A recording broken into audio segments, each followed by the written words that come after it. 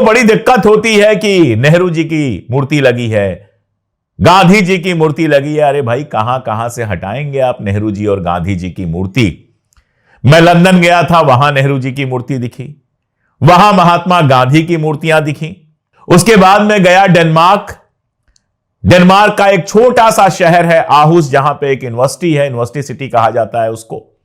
वहां गया, हमारे मित्र रहते हैं, हम लोग घूम रहे थे और अचानक एक रेलवे स्टेशन दिखा जिसका नाम नेहरू एले था। मैं वहां पे उतर गया तो पता यह चला कि पूरे आहुस में जितने रेलवे स्टेशन है, मेट्रो स्टेशन है, उसमें केवल एक ही स्टेशन है जिसका नाम किसी विदेशी के नाम पर रखा गया है और वो पंडित जवाहरलाल नेहरू के नाम पे रखा गया है। वो भी कोई 70 साल पहले नहीं, नेहरू जी के जमाने में नहीं, अभी हाल में 10-15 साल पुरानी बात है। मैं गया फिनलैंड की राजधानी हेलसिंकी, वहां भी गांधी जी की मूर्ति मिल गई। एस्टोनिया की राजधानी तालिन गया, वहां भी गांधी जी की मूर्ति मिल गई। अमेरिका में गांधी जी की मूर्ति है, जिस देश में जाएंगे वहां गांधी की मूर्ति मिलेगी, वहां जाकर आपको गांधी के सामने सर झुकाना पड़ेगा।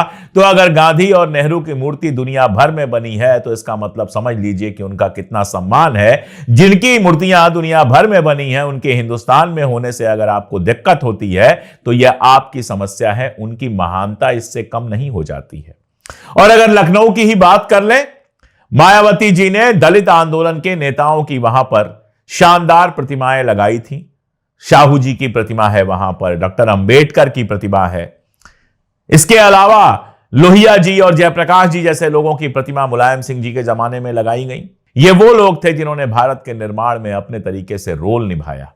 आप जाकर अपने लोगों की वहां पर मूर्तियां लगवा रहे हैं, इसके अलावा आप कुछ नहीं कर रहे हैं। परिवार परिवार परिवार करते रहिए, लेकिन इस सवाल का भी जवाब दे दीजिएगा कि आजादी की लड़ाई में आपकी पार्टी में कितने लोग थे जो जेल गए। जिस परिवार की आप बात कर रहे हैं उसका तो बच्चा बच्चा जेल गया था। उस परिवार में कोई ऐसा नहीं था जो आजादी की लड़ाई के टाइम 16-17 साल का रहा हो और जेल ना गया हो। ऐसे परिवार के लिए अगर आज भी इस देश में श्रद्धा है तो इसमें किसी को कोई दिक्कत होनी नहीं चाहिए। लेकिन दिक्कत आपको इसलिए है क्योंकि आपके पुरखों का आजादी की लड़ाई में कोई रोल नहीं रहा।